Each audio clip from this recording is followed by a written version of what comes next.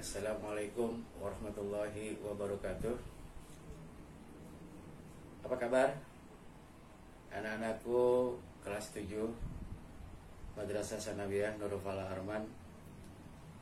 Semoga kalian dalam lindungan Allah Subhanahu wa taala, tetap di rumah, tetap semangat untuk belajar walau kita dipisahkan dengan jarak. Hindarkan dari kerumunan, selalu rajin cuci tangan, bersih-bersih, dan lainnya. Alhamdulillah, kita kali ini berjumpa lagi untuk melanjutkan materi yang telah saya sampaikan melalui animasi pada bab 4, suhu dan perubahannya. Kalian mudah-mudahan simak semaksimal mungkin dan dicoba juga latihan-latihan yang ada pada buku kalian. Sebelum kita memulai pertemuan kita kali ini, terlebih dahulu kita membacakan basmalah. Bismillahirrahmanirrahim. Anak-anakku sekalian, 1 minggu yang lalu kita baru saja mencoba menguji kalian dalam materi dalam bentuk pertanyaan-pertanyaan. Insyaallah pekan depan akan diberikan hasilnya. Untuk kali ini kita memasuki pada bab 5, kalor dan perpindahannya. Sebelum kita melanjutkan ke kalor dan perpindahannya, kita terlebih dahulu akan tahu belajar kalor dan perpindahannya apa sih yang ingin kita ketahui. Yang ingin kita ketahui tujuan pembelajaran kita. Yang pertama, kalian mampu menjelaskan pengaruh kalor pada suatu benda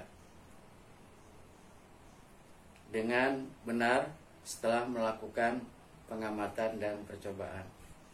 Yang kedua, kalian mampu menjelaskan pengaruh kalor pada perubahan wujud benda dengan benar setelah melakukan diskusi dan percobaan.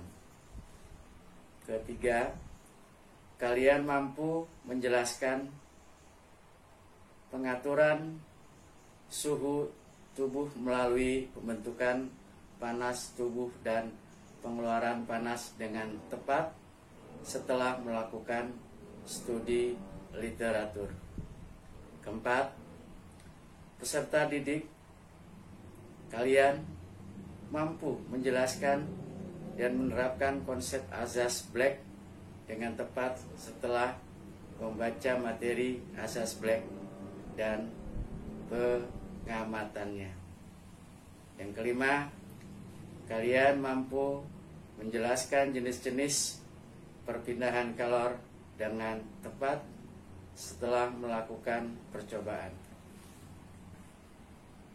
Itu ya tujuan kita kali ini untuk mempelajari kalor dan perpindahannya.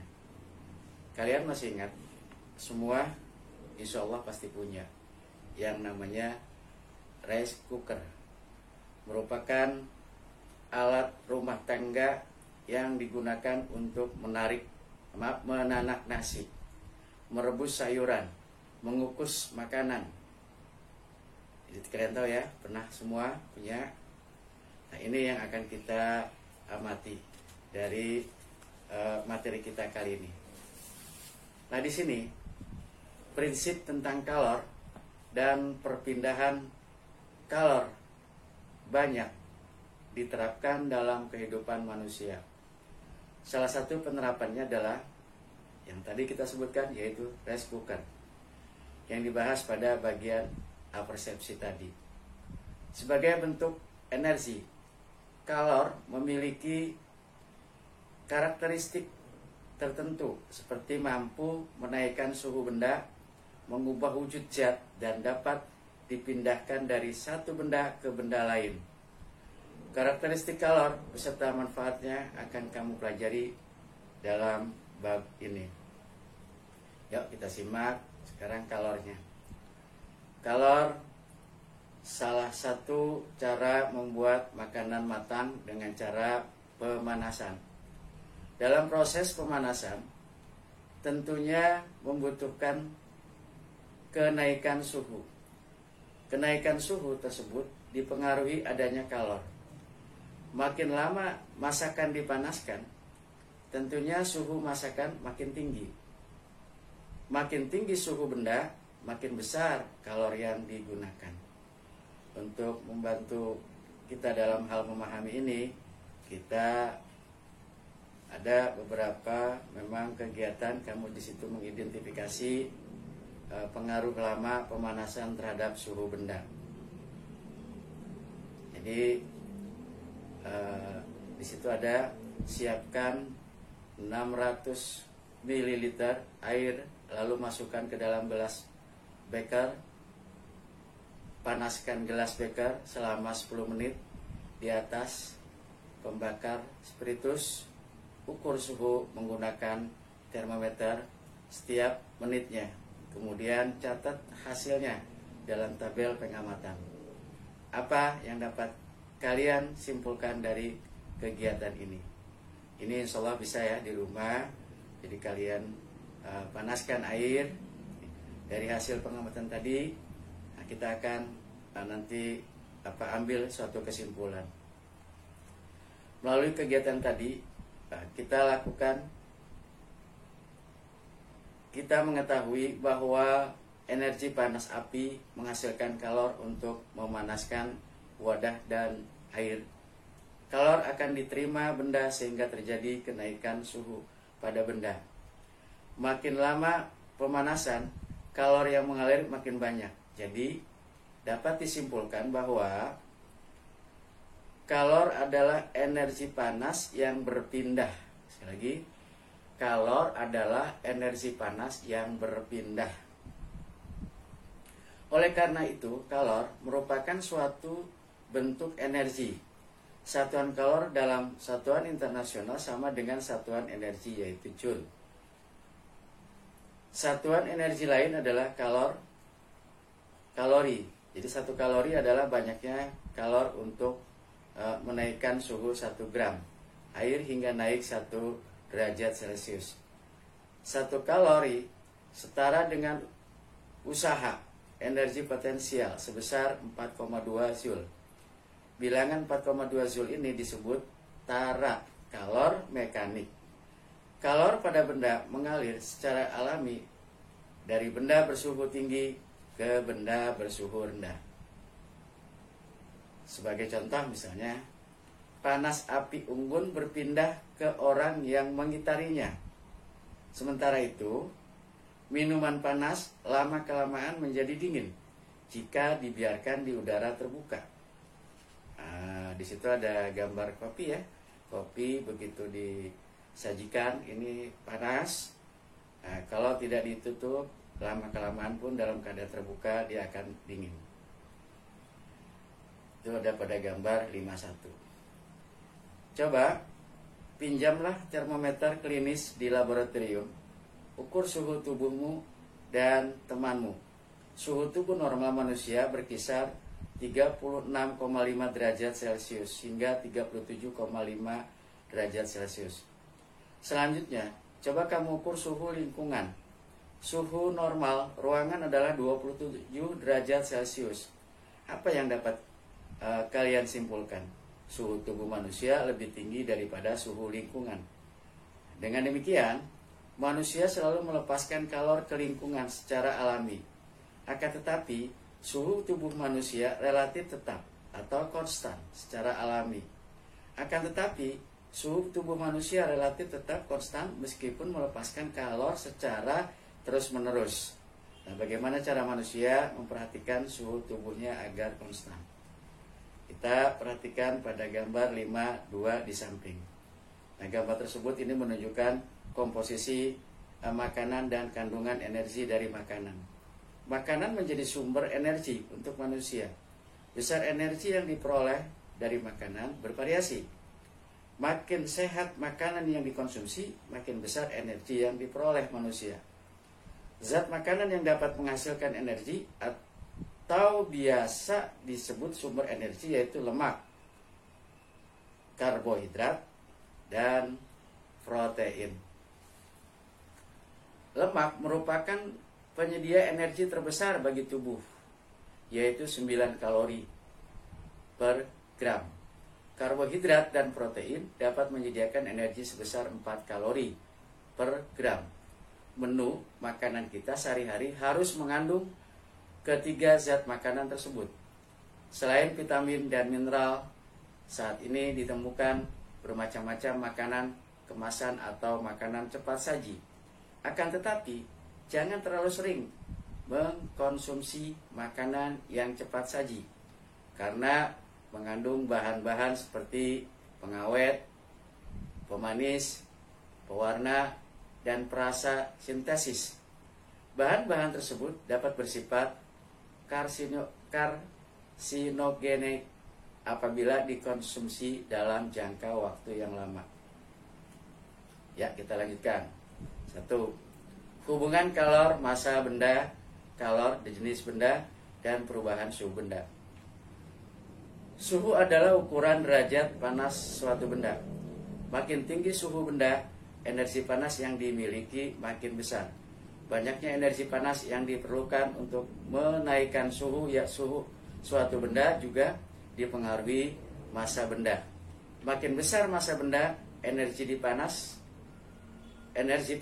yang diperlukan benda juga makin besar. Untuk membuktikan pernyataan tersebut, kita memang harus melakukan kegiatan mengidentifikasi hubungan kalor dan massa benda. Kita ambil alat pembakar spiritus dan 2 gelas beker logam dengan ukuran berbeda. Tuangkan air dengan volume berbeda di setiap gelas beker, misalnya 100 ml dan 200 ml. Panaskan setiap gelas beker menggunakan pembakar spiritus. Lalu masukkan termometer di setiap gelas beker. Catat suhu air menit selama 10 menit.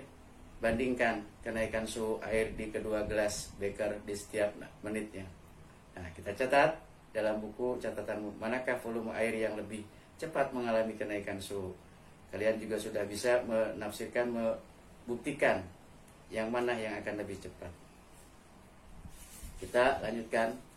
Saat menjeram air, memanaskan ya, mula-mula air terasa dingin atau suhunya rendah. Setelah dipanaskan, suhu air meningkat sehingga menjadi panas. Dalam peristiwa tersebut dapat dikatakan air menerima kalor sehingga suhunya naik. Sebaliknya, apabila suatu zat melepas kalor, suhunya akan turun. Lakukan kegiatan agar kamu lebih paham. Nah, di rumah ya, tolong dipraktikkan, dicoba. Nah, jumlah kalor yang diterima atau dilepas oleh suatu zat sebanding dengan massa zat, kalor jenis zat, dan kenaikan atau penurunan suhu zat tersebut. Hubungan variabel-variabel tersebut dapat dituliskan dalam persamaan berikut.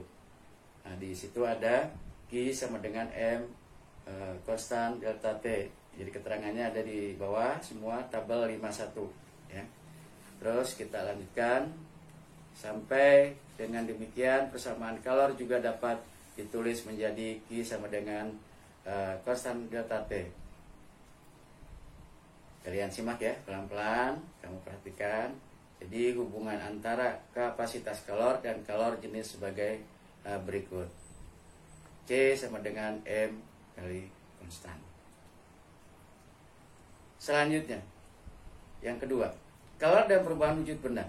Perubahan wujud tidak hanya terjadi karena suatu zat menerima atau menyerap kalor. Perubahan wujud zat dapat juga terjadi karena adanya perlepasan kalor dari suatu zat. Perubahan wujud zat dijelaskan sebagai berikut: mencair atau melebur dan membeku, Mencair adalah perubahan wujud zat dari padat menjadi cair. Sebaliknya, membeku adalah perubahan wujud zat dari cair menjadi padat. Benda yang mencair menyerap kalor, sedangkan benda yang membeku melepaskan kalor. Suatu zat berwujud padat dapat diubah menjadi cair dengan cara memanaskan zat tersebut sampai titik leburnya. Titik lebur adalah suhu minimum yang diperlukan suatu zat berubah wujud menjadi cair. Bagaimana suatu benda saat melebur? Lakukan beberapa kegiatan yang kalian ketahui suhu benda saat melebur. Nah, banyak kalor yang dibutuhkan oleh 1 kg zat berubah wujud dari padat menjadi cair pada titik leburnya disebut kalor lebur. Sebaiknya, suhu ketika suatu zat membeku ke seluruh disebut namanya titik beku. Sementara itu, banyak kalor yang dilepas oleh 1 kg zat berubah dari cair menjadi padat pada titik bekunya disebut kalor beku pada zat yang sama. Titik lebur sama dengan titik beku dan kalor lebur sama dengan kalor beku. Banyaknya kalor persamaan untuk melebur maupun banyaknya kalor untuk membeku, Q dapat dihitung menggunakan persamaan berikut. Q sama dengan ml. Jadi titik lebur suatu zat dipengaruhi oleh tekanan dan ketidakmurnian zat. Jika tekanan zat dinaikkan, titik lebur zat akan turun. Sebaliknya, jika tekanan zat diturunkan, titik lebur zat akan naik. Kita perhatikan tabel 52. Titik lebur dan kalor lebur zat. Menguap dan mengembun. Ada 3 gambar. Kalian perhatikan. Kalian perhatikan yang pertama, yang kedua, dan yang ketiga. A, B, C. Gambar A menunjukkan seorang ibu menjemur pakaian. Gambar B menunjukkan petani menjemur gabah. Dan gambar C menunjukkan pembuatan garam. Ketiga kegiatan tersebut memanfaatkan sinar matahari untuk proses penguapan. Nah, pembuatan garam dilakukan dengan menguapkan air laut di tempat yang sangat luas. Begitu pula dengan petani saat menjemur gabah.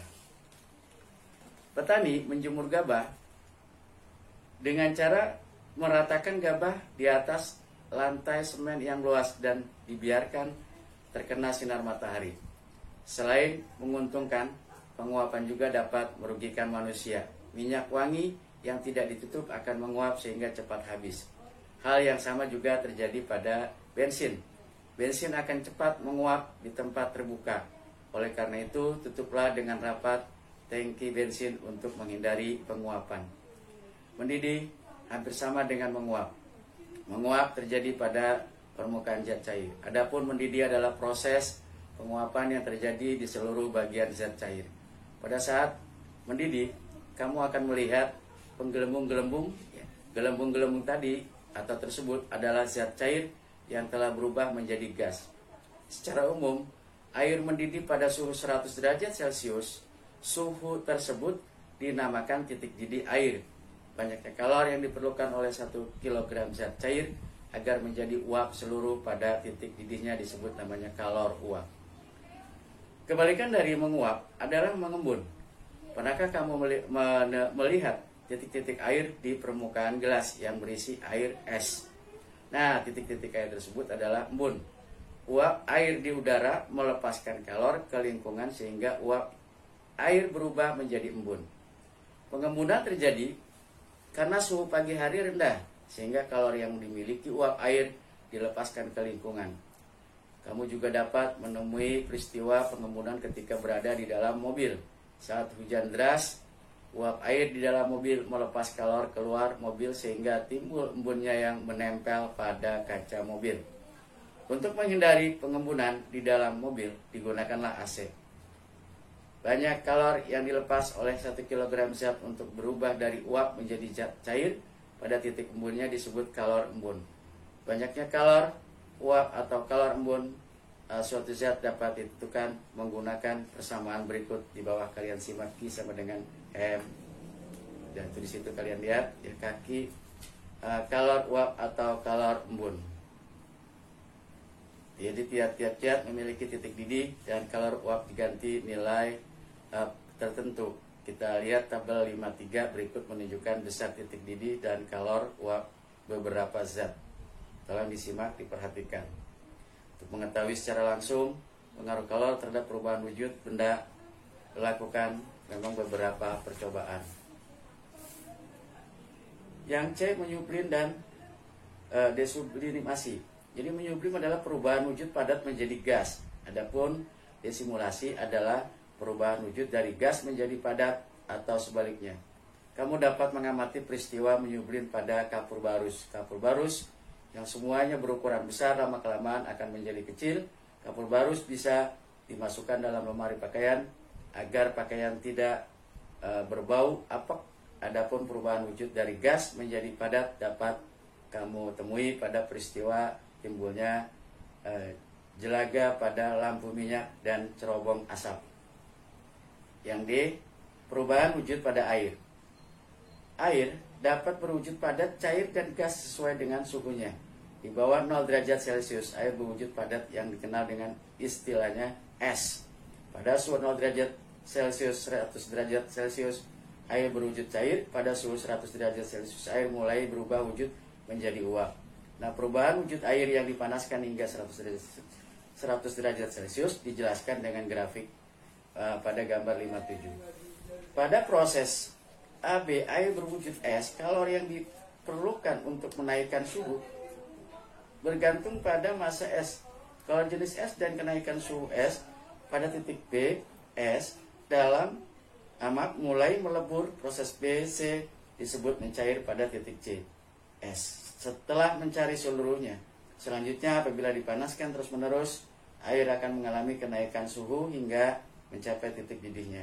Atau titik D, air mulai mendidih. Pada titik D, kalor yang memberikan digunakan untuk menguap. Pada proses DE, pada titik E, air telah berubah menjadi uap air seluruhnya. Nah, kalian lihat di situ sekarang azas Black yang ketiga.